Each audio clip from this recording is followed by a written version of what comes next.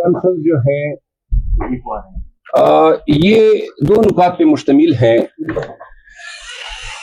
सबसे पहले मैं तारुफ करा दूं दाऊद खटक साहब का। दाऊद खटक साहब जमीयत उलमा इस्लाम के रहनुमा हैं और आज इस प्रेस कॉन्फ्रेंस के जरिए पाकिस्तान तहरीक इंसाफ में शमूलियत का ऐलान करेंगे। दाऊद खटक साहब 2005 से लेकर 2010 तक जिला नाजिम नौशेरा रहे हैं, नाजिम आला डिस्ट्रिक्ट नौशेरा रहे। पाकिस्तान तहरीक इंसाफ में उनकी पहले भी ज्वाइन करने की ख्वाहिश थी, लेकिन परवेज खटक साहब और इनका हमेशा मुकाबला रहा है, तो इस वजह से जो है इनकी राह मजबूत थी। और आज अल्लाह के फजल से ऐसे दौर में जब पाकिस्तान तहरीक इंसाफ को छोड़ने वालों की प्रेस कॉन्फ्रेंसेस हो रही है, ये पहली प्रेस कॉन्फ्रेंस कतई नहीं है शमूलियत की। इंशाल्लाह इसी प्रेस क्लब के जरिए और बहुत से दीगर मकामात पे बहुत सारे सियासी अमायदीन ने पाकिस्तान तहरीक इंसाफ के साथ रब्ते किए हैं।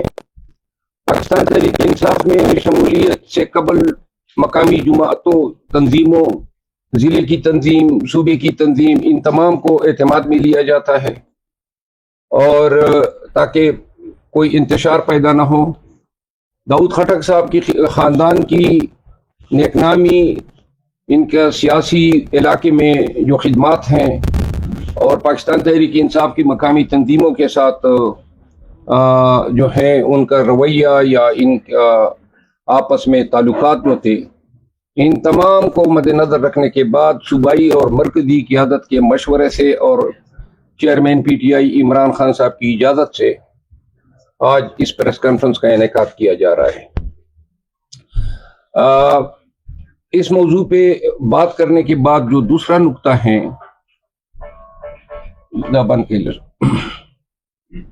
वो है इलेक्ट्रॉनिक मीडिया में पाकिस्तान तहरीक इंसाफ और चेयरमैन PTI इमरान खान साहब और उनके रफ़ाक़ाकार बिलखसूस उनकी अहलिया के खिलाफ जो पाकिस्तान मुस्लिम लीग नून ने नया सिलसिला जो है शुरू किया है, जिसमें आज बैक वक्त पाकिस्तान के तमाम इलेक्ट्रॉनिक चैनल पे आता तारड़ साहब की प्रेस कॉन्फ्रेंस जो है वो दिखाई जा रही थी।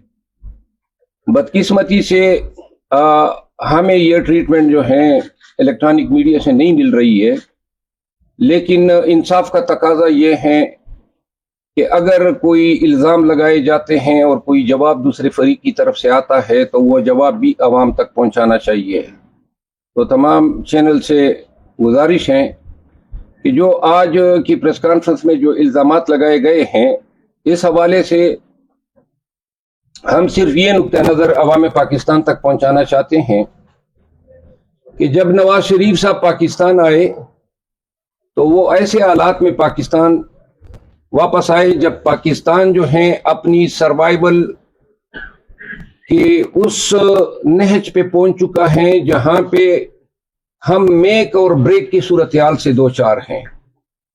ये कोई मुबालगा नहीं होगा कि हम ये कहें कि हमारे अंदरूनी खतरात और हमारे बैरूनी ताल्लुकात बिलखसूस हमसाया ममालिक से तारीख के इस दौर में एक ऐसे लेवल पे पहुंच चुके हैं कि जहां एक तरफ हमें माशी डिफॉल्ट का सामना करना पड़ रहा है, वहां अंदरूनी जो मुल्क में तवाइफुल मलूकी मची हुई है और मुल्क के अंदर जो है सियासी और बुनियादी हकूक को जिस तरीके से पामाल किया जा रहा है। इलेक्शन सर पे हैं, इलेक्शन का ऐलान होने के बावजूद पाकिस्तान तहरीक इंसाफ को अपना झंडा निकालने की इजाजत नहीं है और ये इलेक्शन के फेयरनेस और ट्रांसपेरेंसी पे सबसे बड़ा सवाल जो है डालते हैं। इन हालात में जब पॉलिटिकल पोलराइजेशन बहुत ज्यादा है और सियासत अमली तौर पे गालम गलोच तक पहुंची हुई है, जब नवाज शरीफ साहब आए तो इन हजरत ने 3 दफ़ा पाकिस्तान के वज़ीर आज़म की हैसियत से खिदमत अंजाम दी हैं, 2 दफ़ा वज़ीर आला पंजाब रहे हैं, फिर 16 माह इनके भाई साहब जो है वज़ीर आज़म पाकिस्तान रहे। पाकिस्तान में ऐसी नज़ीर किसी और की नहीं है जो इतने अहम मनासिब पे तकरीबन लगभग 40 साल से पाकिस्तान पे इक़्तिदार पे बराजमान रहा हो।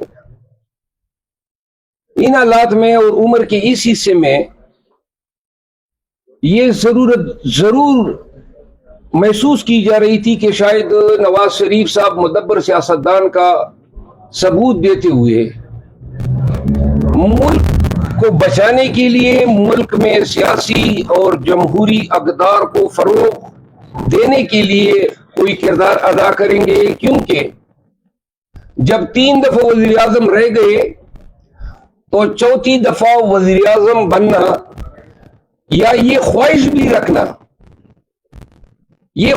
रखना जो है आपके किरदार की सही मानों में इंटरप्रिटेशन करता है। क्या रह गया था? दौलत, इज्जत, इक़्तिदार, आपका भाई, आपके भतीजे, क्या सारी जिंदगी जो इस मुल्क से आपने लिया या इस मुल्क ने आपको दिया, इसका तकाज़ा ये नहीं था कि आप आज के दौर में पाकिस्तान के हालात पे रहम करते हुए पाकिस्तान के लिए ये ऐलान करते कि पाकिस्तान मजीद सियासी बदनामी का मुतहम्मल नहीं हो सकता। आपकी शान या आपकी कद काट में क्या कमी होती है अगर आप नेकी, सुलह, सफाई और पाकिस्तान में पाकिस्तान की सियासी पार्टियों को पाकिस्तान की बका के लिए और पाकिस्तान में जमहूर की बका के लिए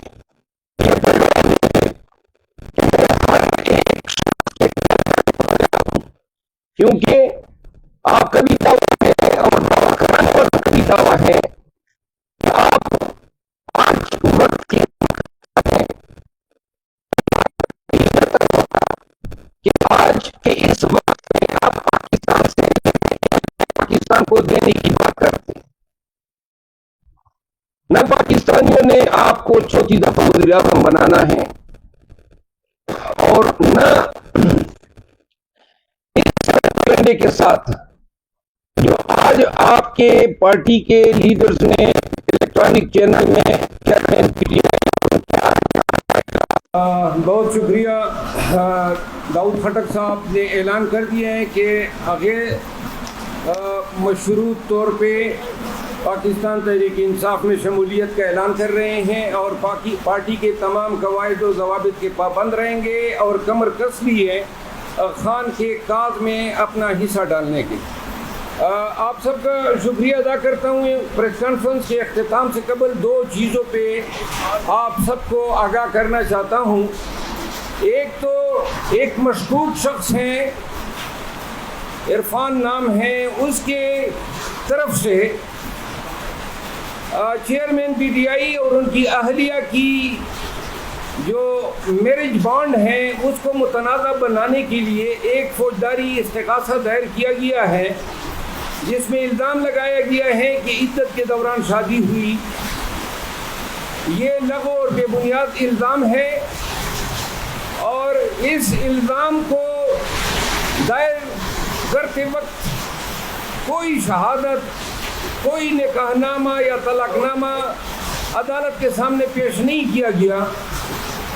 अब मुसद्दिक़ा ज़राए से मालूम हुआ है कि खावर मानिका को मुबैना तौर पे करप्शन के इल्ज़ामात के तहत गिरफ्तार करने के बाद उस पर दबाव डाला जा रहा है कि वो मुतनाज़ा बयान दे दें कि जिससे उनकी तरफ से दायर किए गए लघु मुकदमा निस्बत मयादी इद्दत जो है उसको कोई तक़वियत पहुँच सके। तो लिहाजा मुकदमा दायर करने के 1 साल के बाद शहादत बनाई जा रही है। ये उसी तरह का बयान है जिस तरह सदाकत अली अब्बासी या بہت سارے لوگوں سے جو پریس کانفرنس میں دلوائے گئے. دوسری بات, چیئرمین پی ٹی آئی سے گزشتہ ملاقات میں انہوں نے کیئر ٹیکر حکومت کی اس پالیسی پہ شدید تنقید کا اظہار کیا جس کے ذریعے 17 لاکھ سے زائد افغانوں کو پاکستان سے بے دخل کیا جا رہا ہے. چیئرمین پی ٹی آئی نے کہا کہ اس سے پاکستان کے افغان حکومت کے ساتھ تعلقات خراب ہوں گے اور اشرف غنی کے دور میں جو تعلقات خراب ہوئے تھے اس عمل سے شاید ہمارے تعلقات اس سے بھی زیادہ خراب ہو جائیں گے. انہوں نے کہا کہ حکمرانوں کو ہوش کے ناخن لینے چاہیے.